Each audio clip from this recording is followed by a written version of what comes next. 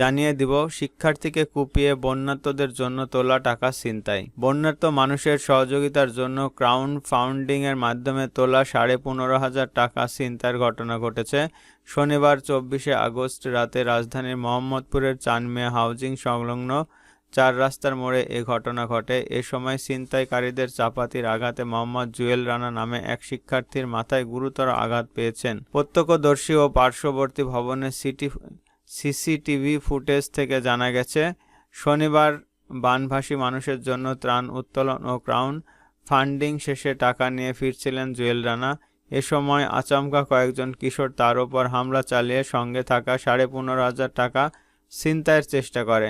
এতে বাধা দেওয়ায় চাপাতি দিয়ে এলোপাতাড়ি জুয়েলকে কোপাতে থাকে তারা।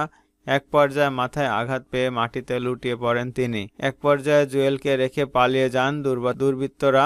জুয়েলের পরিবার থেকে জানা গেছে, আক্রমণের খবর পেয়ে জুয়েলের বন্ধুরা তাকে উদ্ধার করে ঢাকা মেডিকেল কলেজ হাসপাতালে নিয়ে আসেন। বর্তমানে সেখানে চিকিৎসাধীন আছেন জুয়েল।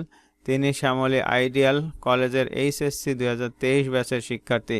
পড়াশোনার পাশাপাশি নিজের খরচ চালানোর জন্য একটি বেসরকারি প্রতিষ্ঠানে চাকরি করেন তিনি।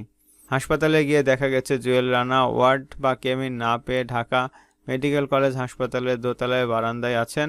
তিনি বলেন, আমি কোটা সংস্কার আন্দোলন ও পরবর্তী স্বৈরাচার বিরোধী আন্দোলনের একনিষ্ঠ যোদ্ধা। আন্দোলন পরবর্তী সময়ে বন্যা দুর্গত মানুষের সহযোগিতার জন্য ত্রাণ সংগ্রহ করছি। গতকাল আমি উত্তোলনকৃত অর্থ নিয়ে বাসায় ফিরছিলাম। আচমকা কয়েকজন ছিনতাইয়ের উদ্দেশ্যে আমার উপর আক্রমণ করে। আক্রমণকারীদের পরিচয় জানতে চাইলে তিনি বলেন, মোহাম্মদপুর এলাকা অনেকগুলো কিশোর গ্যাং সক্রিয় রয়েছে। তারা মাদক সেবন ও ডিলিংয়ের সঙ্গে জড়িত। গতকাল দুপুর থেকেই তারা আমাকে ফলো করছিল। সুযোগ পেয়েই তারা ছিনতাইয়ের চেষ্টা করে। জুয়েল বলেন, আমি মানবতার সেবায় কাজ করছিলাম, অথচ আমাকে আক্রমণের শিকার হতে হলো। সরকার ও আইনশৃঙ্খলা বাহিনীর দৃষ্টি আকর্ষণ করে তিনি বলেন, আমি চাই না আর কোনো ভাই এমন পরিস্থিতির শিকার হোক। তিনি হামলাকারীদের শাস্তি দাবি করেন।